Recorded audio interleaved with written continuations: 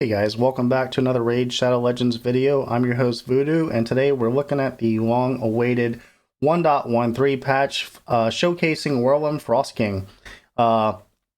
My clanmates asked me to go ahead and do a quick video on him. I was lucky enough to get him early.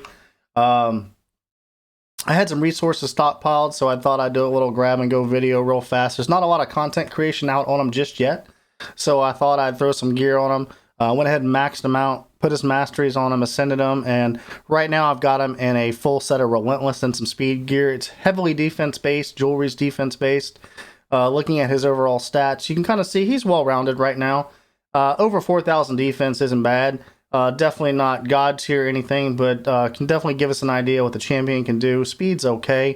Nothing along the lines of a speed comp, but decent with okay accuracy. So let's jump into his masteries real quick. You can kind of see he's not geared for attack at all. He's mainly a tanky character. I've got him set up right now for a defense and mainly the ability to increase his chance of placing a freeze, and then over here to extend that freeze.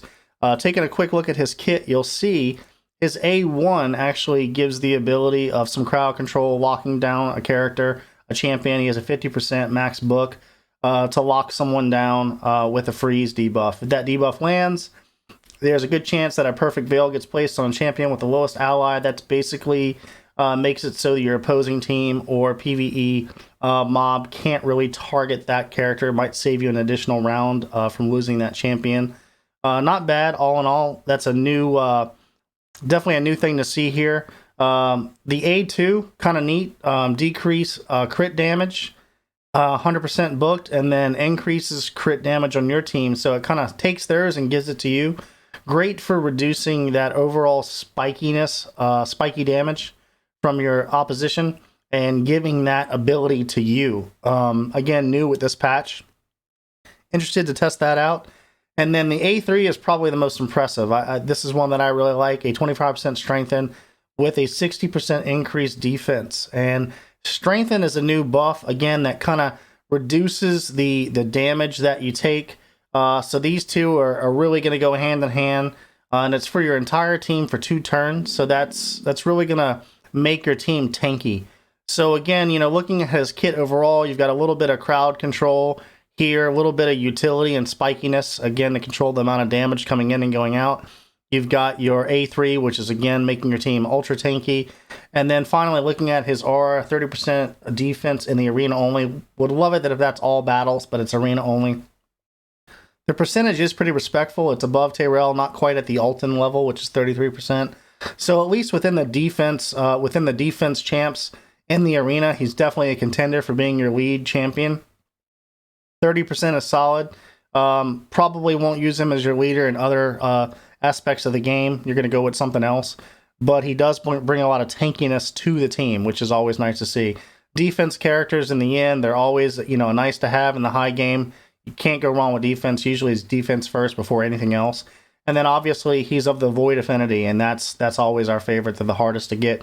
Now this champion can be obtained by everyone, either through, you know, your quests and your challenges, or you can just pay outright and get him the way I did today.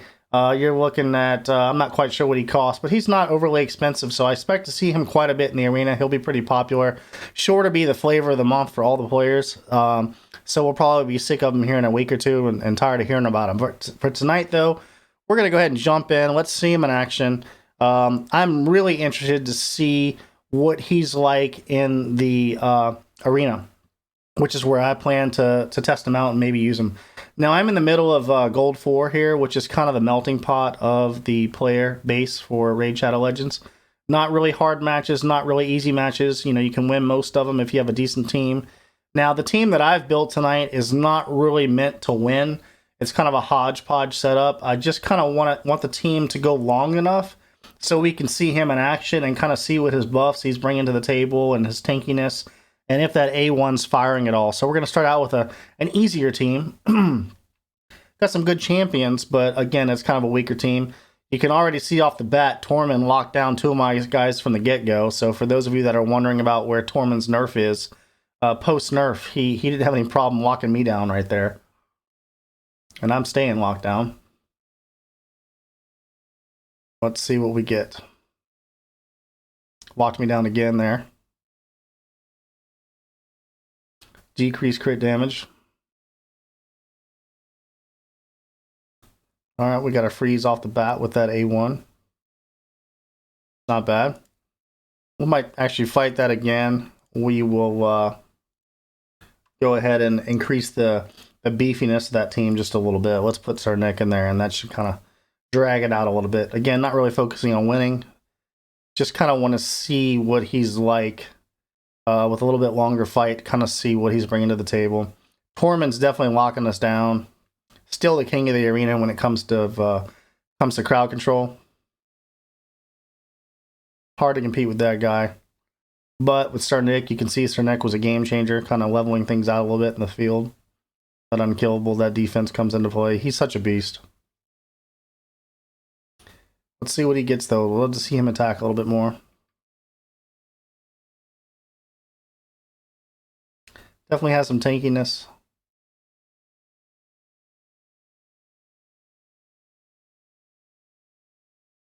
Yeah, looks like I turned the tides too much by putting in Sir Nick. Too much juice, too much juice. Too much booty in the pants. Come on. Now we're going to take a half hour. Another thing I might do is take out Sir Nick, because Sir Nick can freeze also, and I really want to see... It's all happening so fast on auto, I want to make sure, and I'm too lazy to do it on manual.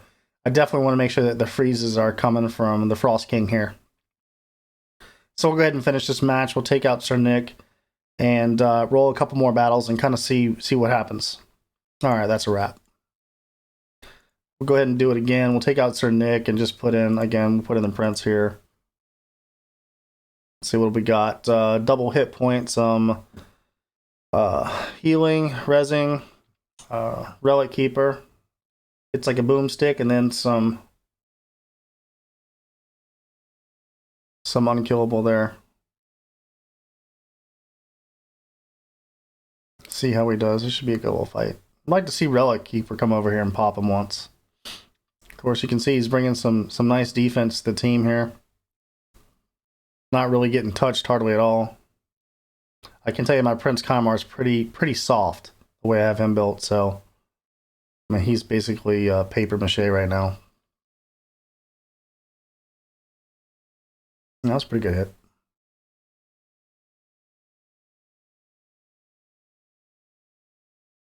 Let's look at that damage. Not bad. He did okay there. Again, these aren't terribly difficult teams though either. These are pretty easy teams. That's the problem with Gold 4 is you can get really decent teams and you can get real crap teams. They really needed to do something with that particular tier in the arena. There's just the spectrum of talent in that one tier is just all over the map.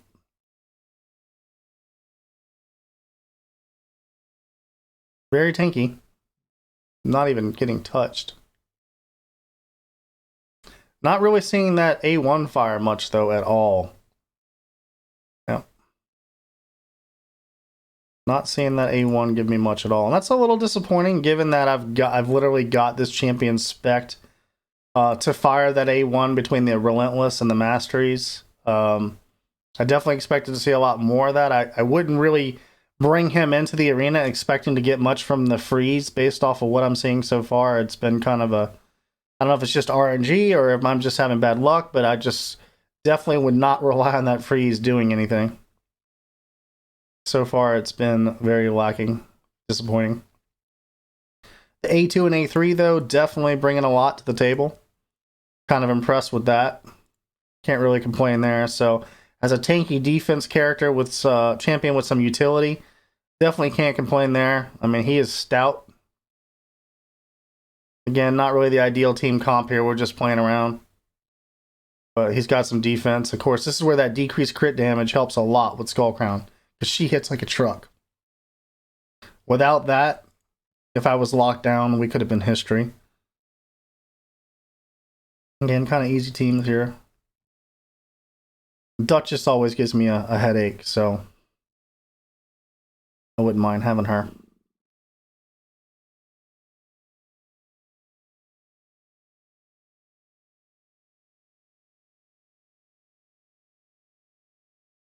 Eventually, I'll get to go. Puts to sleep. Taking some hits now. Perfect Veil fired. That freeze buff must have hit for that to have fired. I believe that's part of the condition for that skill. Still, all in all, not that thrilled with what I'm seeing with the A1. It's been kind of weak. You know, for a 50% chance, I don't know if I'm missing it, but I'm used to the old Wurlim Frost, you know, where everything pauses and you can really get a good feel for what's happening on the field. I'm too lazy to slow it down. There you go. There's an A1 freeze. This is where it would be nice if he would go ahead and fire that A2 and get reduced crit damage because of that Royal Huntsman right there. He can put a hurting on your team. He's got some serious attacks. So here it comes. Now we've got some reduced crit damage. He was already pretty low though. And he's soft. So let's kind of see what this looks like now with that reduced crit damage. Man, big difference. Took a shot at Arbiter, and Arbiter didn't really take a beating at all with that defense up. Defense up and the crit damage down. So that A2 is definitely helpful. And the A3 is definitely helpful. The A1, I guess the A1's along for the ride because I haven't really seen a lot from it. So beginning to feel like this is kind of what we're being shown. So all in all, what I'm taking from this champion is definitely a tanky character, brings a lot of defense to your team. Some interesting utility, reduces some of the spikiness, some of the craziness you see in the arena. Not seeing a lot of freezing though. Little disappointed. It's been so random and so little that I probably would not even consider him to have much crowd control, especially that I've got everything max spec'd to get that to fire. So a little disappointed with the A1, at least in this testing tonight. But again, this is day one, no information out there. I just threw it together. A lot of things can change over the next few days. Love to hear what you guys think, what you guys find out. Leave it in the description here. But anyway, that's kind of my quick review, my quick and dirty. Let's throw them together, see what he's got. Again, share what you've learned. Would love to see it. And thanks for tuning in. Be sure and check in for my next video. I'm doing a awesome video on a 3x counter clan base composition. That's right, 3 counter base. I'm doing Valkyrie, Martyr, and Skull Crusher all in one team comp. 2-key Ultra Nightmare. Can't wait to show you guys really awesome stuff, and we'll see you next time. Thanks a lot for joining.